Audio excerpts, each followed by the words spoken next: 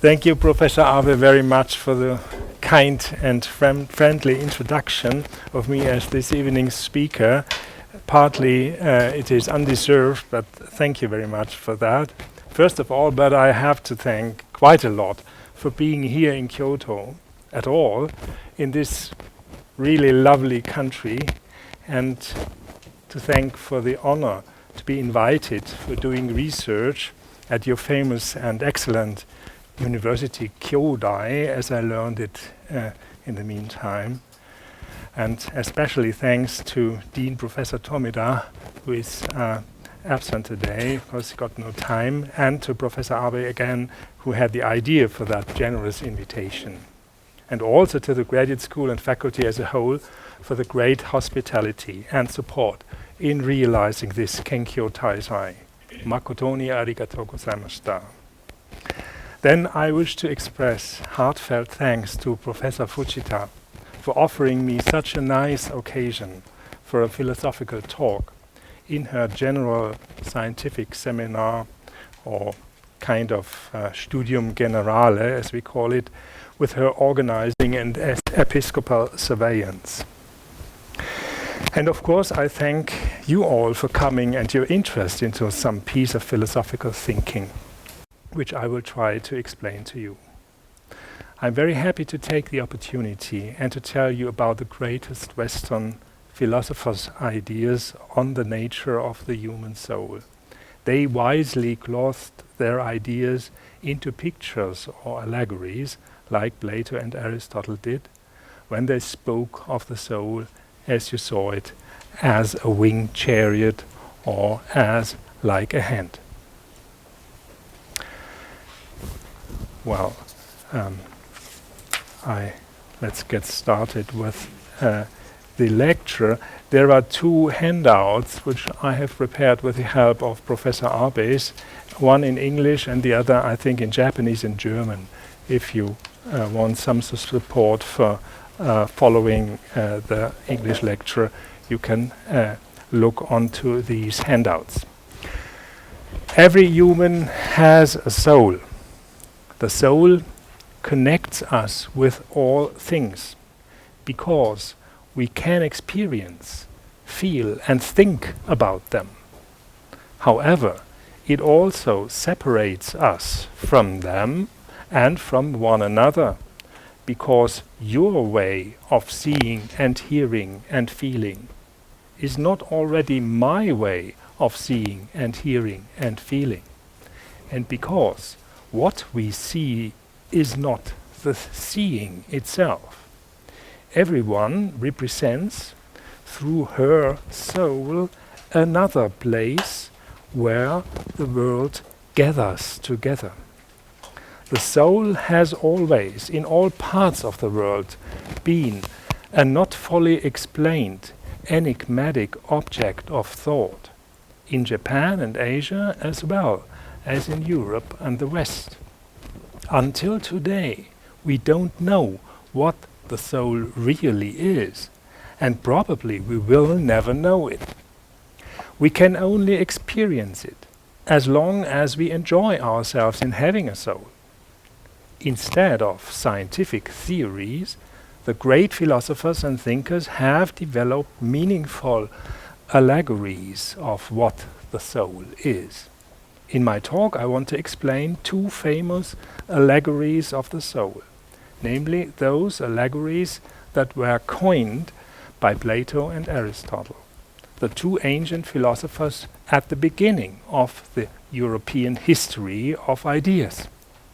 Plato speaks of a chariot of the soul, chariot, a winged triad consisting of divergent yet combined powers, which can hardly be steered, and which is nevertheless the only vehicle that brings us forward. Aristotle, who was poetically less gifted than Plato, laconically compares the soul with the hand, with the organ that leads us grasping something, although we cannot grasp this grasping organ itself. through their allegories, both philosophers, Plato as well as Aristotle, developed fundamental concepts of the European history of ideas and science, which even build on each other. Plato's chariot of the soul leads to the concept of a source power, Greek dynamis, a source power that surges into movement from itself. And Aristotle's hand leads to the concepts of activity, in Greek energeia, the modern word energy stems from there, concept of activity or operation in Latin, in contrast to mere movement. But let us see on our own how the philosophers invented their allegories and how they presented them. I begin with Plato, with a winged chariot. The Platonic picture stems, as you all know, from the dialogue Phaedrus. There Plato describes philosophy as a kind of erotic mania, by which a human is pushed, or rather shocked and moved by beauty, and displaced from the enclosure of the common worldview, and, as it were, a little bit disturbed, by which turbulence she or he can use the impetus of beauty in order to face the ideas anew as the true realities that determine the world. These ideas, as Plato explains in his dialogue Phaedrus, these ideas were seen by every human soul before her birth into a body, more or less distinctly, whereas in postnatal life, what we call our life, everybody was, as it were, thrown off the track within the confusion of bodily appearances and those common views. But again, being disturbed by the erotic mania, this same soul, according to Plato, suddenly sees the things in another way and has a chance to rediscover the track of ideas. In addition, according to Plato, the erotic maniac is inspired by the relationship with his beloved human friend to take truth into account in a firmer and clearer way, and to communicate it with the beloved, who in turn, being grateful because of this, enhances the incentive and the wings so that the couple regains the memory of the ideas together more and more intensively. In this way, an erotic spiral, so to speak, enhances the zeal of the lovers towards the ideas and lets them grow strong feathers for the intellectual flight of philosophy. These feathers that allow the flight from the sensibly given back to the ideas are taken out of the allegory of the soul as a feathered or winged chariot. Now I will give the quote in its whole context, which you find on your handout as a quote of Plato. Plato writes, "About the idea of the soul, we must speak in the following manner. To tell what it really is would be a matter for utterly superhuman and long discourse. But it is within human power to describe it briefly in a figure. Let us therefore speak in this way. We will liken the soul to the composite power of a pair of winged horses and a charioteer. Now, the horses and charioteers of the gods are all good and of good descent, but those of other races are mixed. And first, the charioteer of the human soul drives a pair, And secondly, one of the horses is noble and of noble breed, but the other quite the opposite in breed and character. Therefore, in our case, the driving is necessarily difficult and troublesome. End of quote. Although the idea of the soul is an explicitly intended topic of this text, it is not specified. The idea is not specified. Instead, Plato describes it, as he writes, in a figure. It is, that is, in a mere picture or simile. According to Plato, pictures are all things that we see and are able to perceive in general. However, a picture is never the thing itself that is depicted in the picture by a certain similarity. There are many equalities and similarities of a thing. Many pictures, but only one single item is the thing itself. There are visible images, acoustic images, images in the sand, wall pictures, shadow images, even thermal images, neuro images, and so forth. The thing itself, however, is, according to Plato, never something visible or perceivable, but rather, as we all know, an idea, according to which we must think if we want to properly understand an image that we see.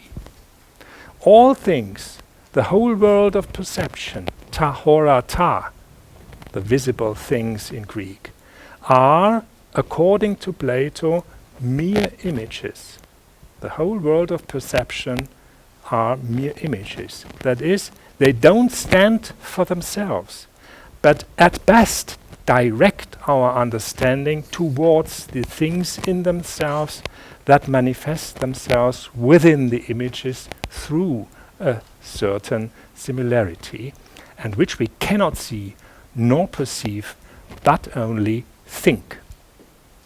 If we grasp them properly by thinking, if we predicate correctly what something is that we see or perceive, then we grasp the idea of the relevant thing and state of facts that we cannot in turn see like the images, but must think. To think means to formulate or to articulate something by one's own effort, in a way that the articulated thought is possibly true or appropriate. Thinking is the skill to formulate, not only verbally, but also, for example, mathematically, musically, or creatively. What we see with our eyes is not yet the truth. It cannot be the truth, but is an image. In order to recognize the truth of a thing, we need to think of it in terms of its idea. However, thinking always demands from us an own performance of our soul, while seeing and perceiving take place, as it were, even in one's sleep. For to be sure, also dreaming is a kind of perception, however, not the act of formulating, and not of thinking. We dream without own assistance, without own performance. The soul seems to be something that must perceive all images and, if at all, must think all things that are present in them by resorting to the right ideas. But it is also sure that the soul itself can neither be an image that is perceivable, nor an idea that one needs to think. The soul itself is not something, but always exists towards something, or in relationship with something, or as an intention directed to something. The common Platonic separation between the things of perception, that are images, and the ideas to which one refers by thinking, This common Platonic separation breaks down in terms of the soul, which doesn't belong to any of both areas, neither the sensible ta hora ta, nor the intelligible, but refers to both and mediates between them as it flew, as a winged chariot. Hence, it is not surprising that Plato doesn't present an idea of the soul, but in turn an image that is not the soul, but merely resembles it in a certain way. Thus, we must not think that Plato conceived of the soul as a kind of winged chariot, for a winged chariot would be something. However, the soul is not something, but stretches out towards something. The comparison that Plato draws concerns, upon closer examination, not the winged chariot, but the composite power of such a chariot. If you read the text again, it is not the winged chariot which is compared, but the composite power of such a chariot. A power, the Greek word for that is dynamis. The power, however, is not a chariot, but something that makes it drive. Power means to gain speed. Hence, Plato doesn't compare the soul with a vehicle, but with a composite dynamis of such a vehicle, namely with a power to drive that is fed by several, possibly divergent tendencies. The dynamis, again, is not a thing, neither image nor idea, but is, as Plato explained very often and very clearly at many points in his work, is a relationship towards, a tendency to, a capacity to do things. And indeed, perceiving and thinking, both activities of the soul, are more similar to an orienting relationship towards things than to such a thing itself. Furthermore, it is important to remark that the relationship of the soul, or the power of the soul, is, as Plato more than clearly stresses, not a simple relationship or simple power.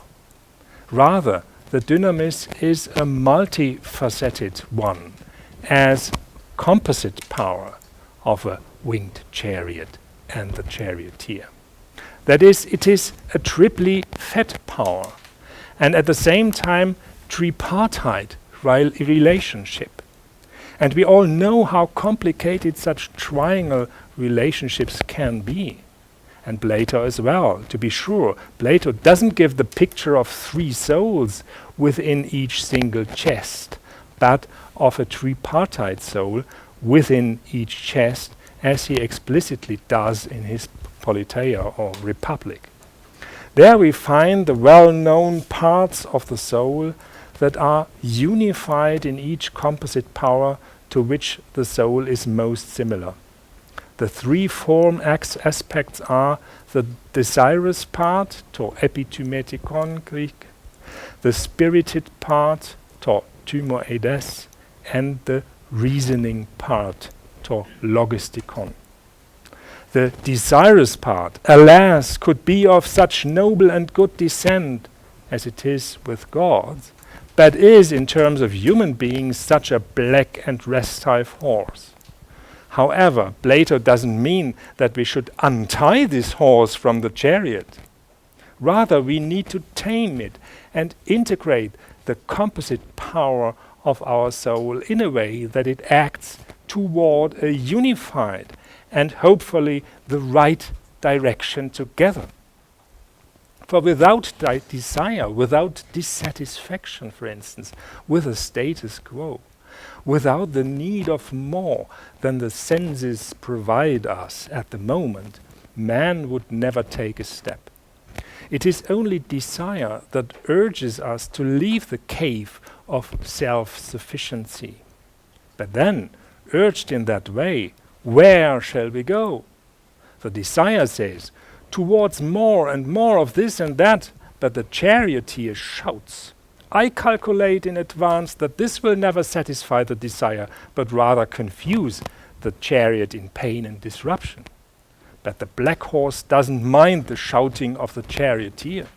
We need a power to stand up to the black horse, which is the spirited horse, the second one, which justified indignation, that obeys the instructions of the charioteer, although it must also follow the wrong direction. I don't want to describe this here in detail as Plato himself did in his Phaedrus, and also in other parts of his work. The composite dynamis of the soul is tripartite and triply fed, and only because it unifies such three kinds, it is a capacity to reach out towards the good or better and to the cognition or correct understanding of the perceivable images. I come to the second allegory, the Aristotelian one. As poetical and inspiring the allegory of the soul that Plato gives us seems to us, as prosaic and lapidary, Aristotle's comparison in the conclusion of his work on the soul appears to us. I quote Aristotle and his comparison. It follows that the soul is analogous to the hand, for as the hand is a tool of tools, so the mind is the form of forms and sense the form of sensible things. Full stop. End of quote. While we can immediately consent with Plato and let us carry away by the poetical and imaginative drive of the words, we initially don't understand at all what Aristotle wants to express with his somewhat awkward comparison, like a hand. Intellect, nous in Greek, and perception, aesthesis, are, according to Aristotle, defining abilities or parts or pieces of the human soul. What, however, does it mean that our understanding is the form of forms, Greek eidos eidon, or that the hand is a tool of tools, organon, Greek, and sense the form of sensible things, eidos aiteton? What does it mean? What we indeed can understand, more or less, is the term tool of tools. A primary tool is the hand with which we use all special tools by taking them in hand. But a form of forms? We seem to be unable to understand this in the same way. And likewise, we don't understand what Aristotle means by the form of sensible things, which he identifies in the cited passage with the soul. But let us have a closer look at what a form actually is, according to Aristotle. What is a form according to Aristotle? We easily tend to imagine something like outlines, silhouettes or schemata, sharply cut contours that are, as it were, taken off from the things as they occur in matter and merged into the understanding. However, this is a complete misunderstanding of the Aristotelian concept of form. The form is not a pin-sharp outline of the thing, but it is an activity, Greek energeia, or operation, in which the concerning thing is entirely held together and comprehended. If, for instance, someone plays the piano or sings a song, then not his fingers act while flying over the keys, and not the vocal cords act as they vibrate in the throat. Rather, each single human as a whole is involved in the activity and comprehended by it in the commitment of this activity. The piano stool, the stage and the surrounding oxygen, however, don't belong to the activity of the play or the singing. Peculiarly, an activity involves and governs the acting subject or the individual as a whole, and thereby separates it from its surroundings. And this is not only the case if someone plays the piano or sings, but according to Aristotle, we are, as long as we live, always engaged in activities thanks to which each of us and every living being is ever one and not, on the contrary, many things. The activity originates from or is maintained by the whole thing that is active, and it leads to or benefits the whole thing that is active. Aristotle describes these relationships more precisely in his Metaphysics, and I cannot go into details here. Hence, form, eidos, according to Aristotle, is the engaging activity or operation that holds the thing together and that is performed by it. Life, for example, and the behaviors of all living beings are such activities, or in Greek, energeia, that is, forms of the respective being that is active. In order to better understand Aristotle's concept of form, it is important to realize that Aristotle basically distinguishes two different types of agility or activity of a thing. One of which applies to all forms of animated beings, while the other type of agility characterizes only those things that are moved. This is a difference between an activity that is internally perfected and thus self-preserving and self-continuing, the activity of life and all operations like singing and seeing and thinking, and an activity that is only a spreading but at the same time increasingly self-losing movement, like the movement, take it, of the wind or the water, which Aristotle characterizes as an imperfect activity for that reason. To this difference of activities or agilities corresponds a difference of the forms. The self-preserving and self-accomplished form of animated beings versus, on the other hand, the self-losing forms of merely moved things against each other. For each movement continues from one to the next and the following, and nowhere establishes itself as perfect or stable. Activities of the first kind that remain with themselves and whose power is just the activity itself are, in contrast, animated activities or operations of a system that thereby remains identical and maintains itself, and to whose form Aristotle refers as a soul. These real activities, like seeing, speaking, thinking, or metabolism and reproduction, not the self-losing activities, form a branching and ramifying tree.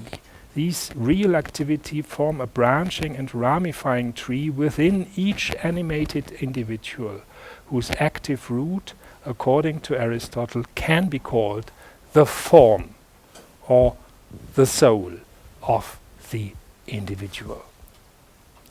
In this way, we can better understand the above-cited conclusion from the work on the soul and allegory of the hand. The intellect is, as Aristotle said at this point, the form of forms, and sense is the form of sensible things. Intellect and sense are, in any case, activities, and belong to the root of activity of the human soul. While perceiving something, we perceive that what is perceptible of it as a spatial datum, as a special datum in our sense activity. That is, we modulate this activity according to the patterns of the perceived object. For instance, a bright spot or a lightning modulates our already exercised activity of seeing. For it is not the case that the lightning initially switches on our perception. No, it is already going on. And now it goes in a slightly different way than without the lightning. Likewise in cases of hearing, smelling, and so forth. In this way, the sense activity always asserts itself as a form of the sense objects. Likewise in case of thinking. We anyway operate in thoughts, for example, symbolically, with symbols or words, and also with imaginations, and thereby attempt to articulate or formulate certain facts, as I have explained above. Formulating is a capacity of thinking, and the formulation can be true or false under certain conditions. If it is true, then we have recognized the appropriate form of the thought object by means of our own formulation. Because of that, the intellect is a form of forms. That is, a formulating activity that is able to express particular forms that characterize something. Now, we can also better understand the comparison with the hand as a tool of tools. According to Aristotle, a hand is not defined by its look, but is defined by its function, Greek ergon. The function that it performs by means of its hand-using activity of a human. Only this performing or acting hand is part of a human, says Aristotle in his Metaphysics. According to Aristotle, the definition of the hand does not so much consist in its appearance or in its possession of 5 fingers, but in the functional exercise or the directed handling, aptly speaking. It is also possible to, as it were, integrate other tools in the handling by means of which the function of the hand is enhanced or refined or enlarged. Then the handling of the tool is integrated in the handling of the hand itself, so that it is, as it were, assimilated into man's activity. In this way, the hand is always the tool of tools. Finally, we regard to this property, exercise of a function. The soul as a whole can be compared with the hand.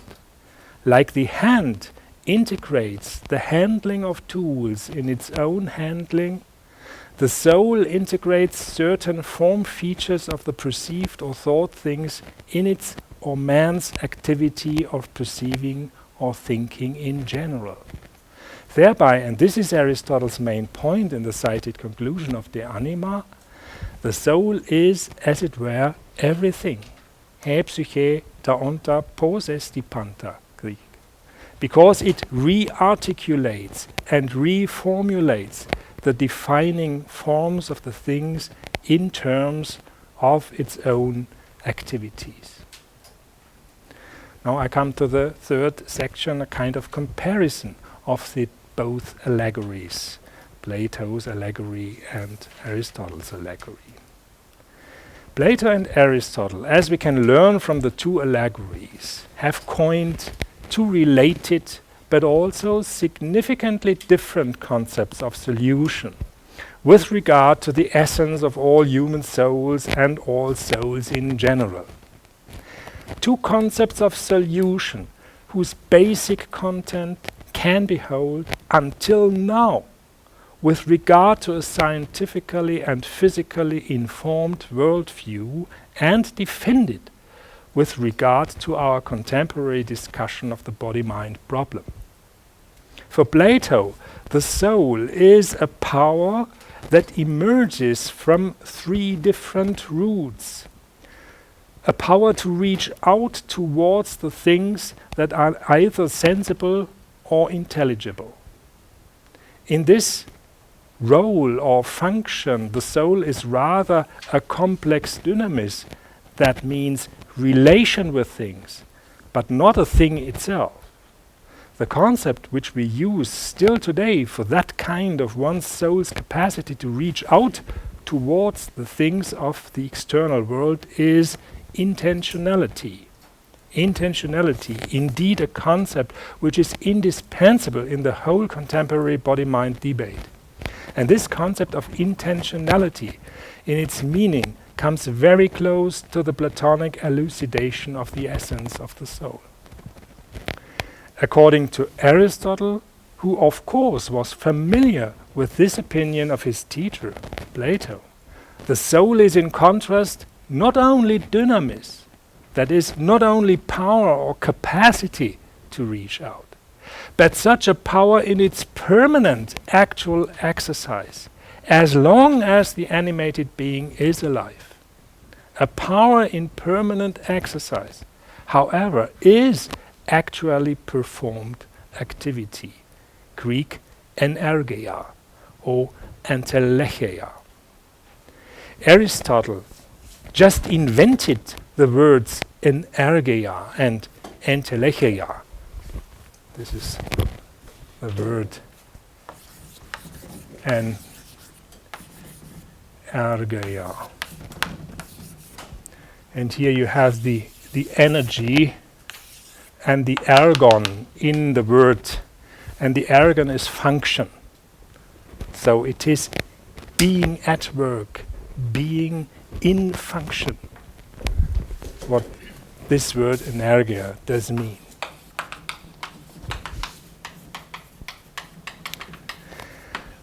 A power in permanent exercise, however, is actually performed activity. Greek word is energeia, or the other word entelecheia.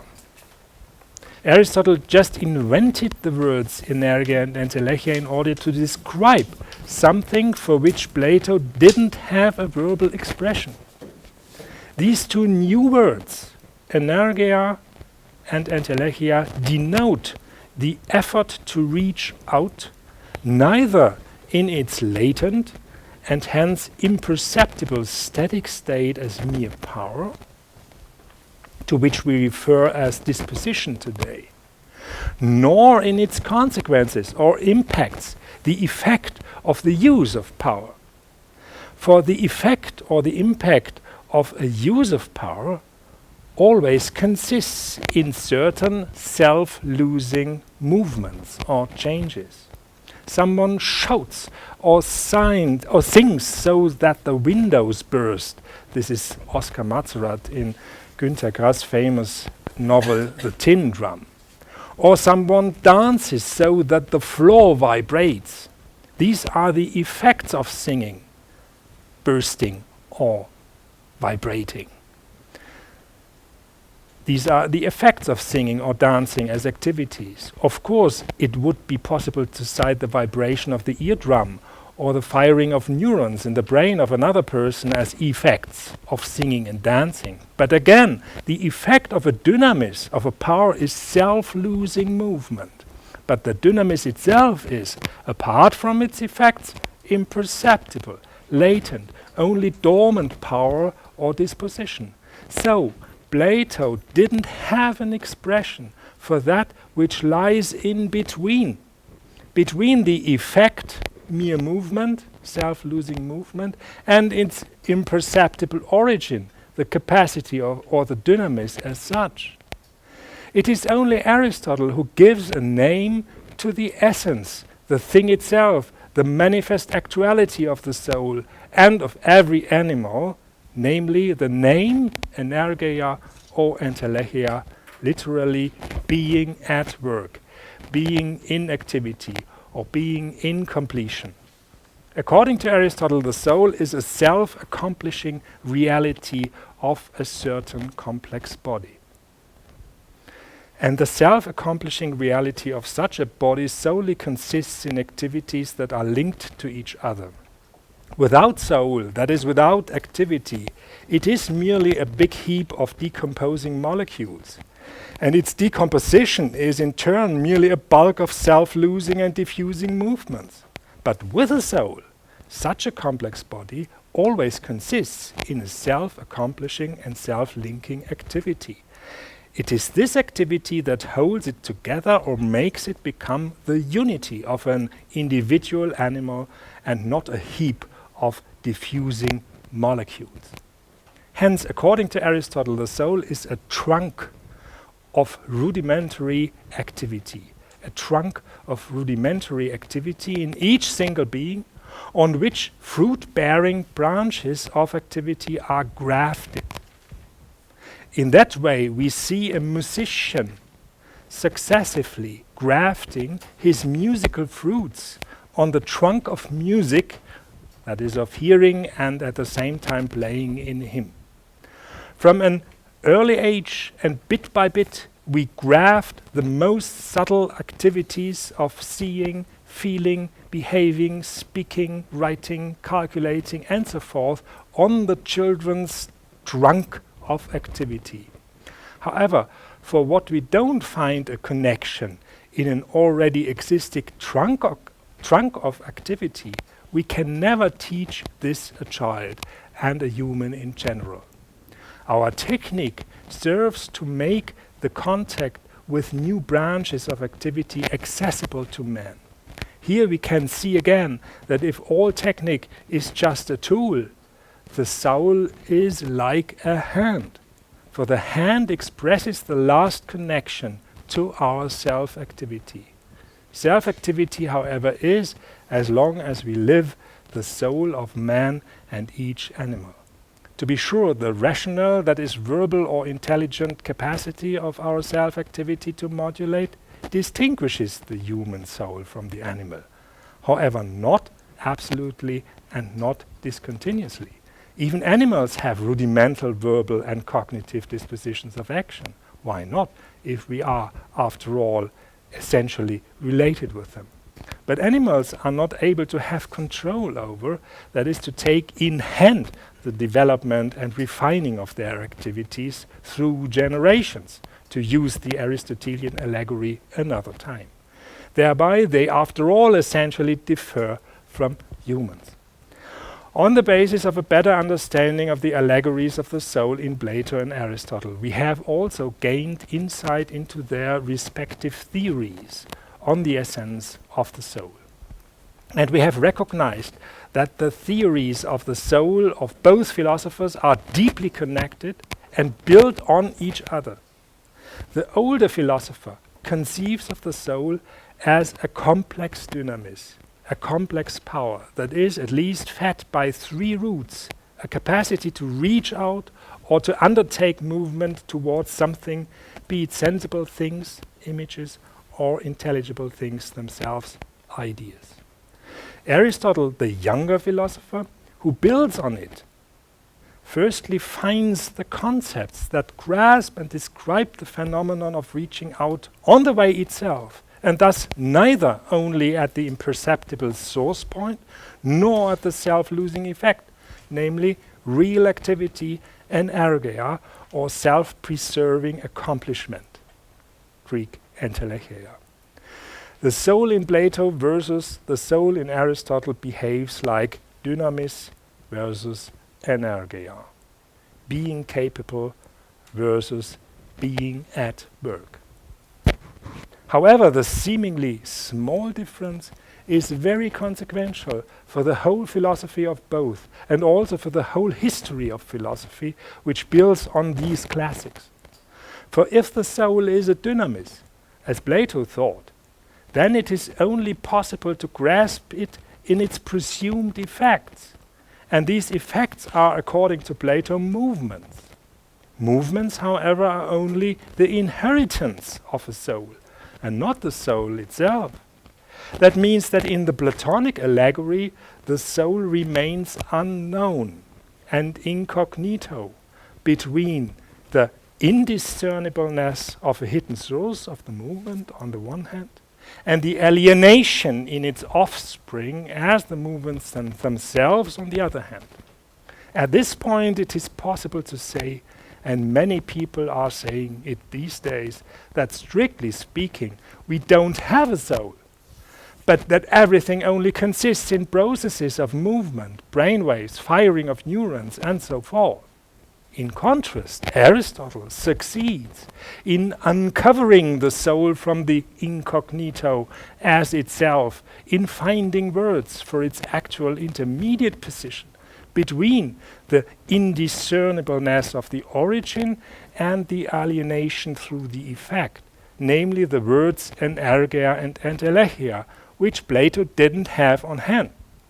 According to Aristotle, the soul is the inner self-preserving and self-continuing that is accomplished activity.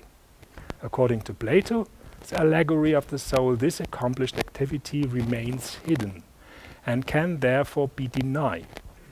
In contrast, the Aristotelian allegory characterizes the soul in its manifest existence, which is internally completed activity, which we can call operation and call it until today operation in opposition to mere movement.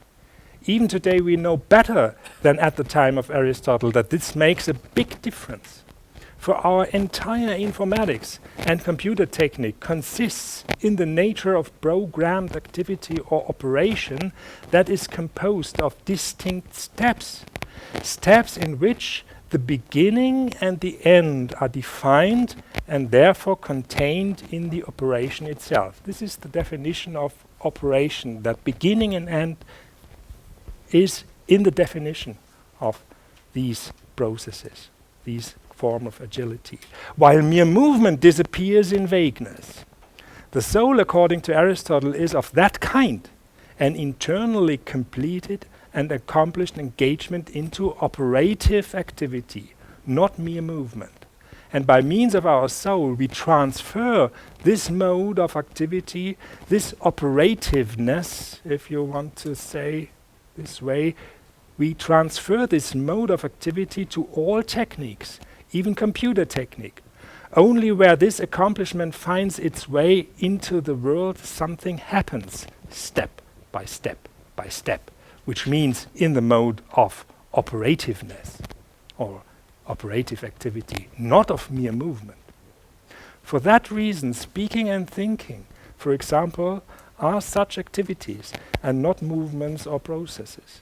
Activity, by its internally closed nature, has always an articulation in terms of definite steps, which in turn possess a beginning, an end, and a center, or are defined by them. Because of that, a real activity remains in the system in which it is initiated. However, one could also see here a certain problem that comes along with the Aristotelian allegory of the soul, like the hand, namely the danger to begin to confuse our soulfulness with what we have learned to dominate in technically operating steps, and as well as to employ for any purposes. The hand can be used in different ways, and it is the hand that can be used to destroy, but also to preserve and support something. In contrast, the Platonic allegory of the speed-gaining chariot of the soul is enigmatic. The soul remains hidden. We only remain interested in what comes from it. However, we don't have it available like the hand. For that reason, we will perhaps proceed best with both allegories together. We employ the Aristotelian allegory where modern natural science begins to deny that there is something like a soul at all. With Aristotle, we can learn to recognize and acknowledge the reality of the soul.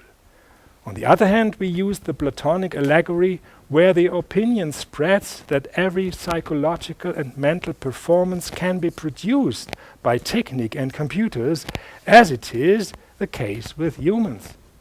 Here we can point to the hiddenness of the spiritual nucleus in humans and in all living beings in order to preserve the respect for their technical unavailability.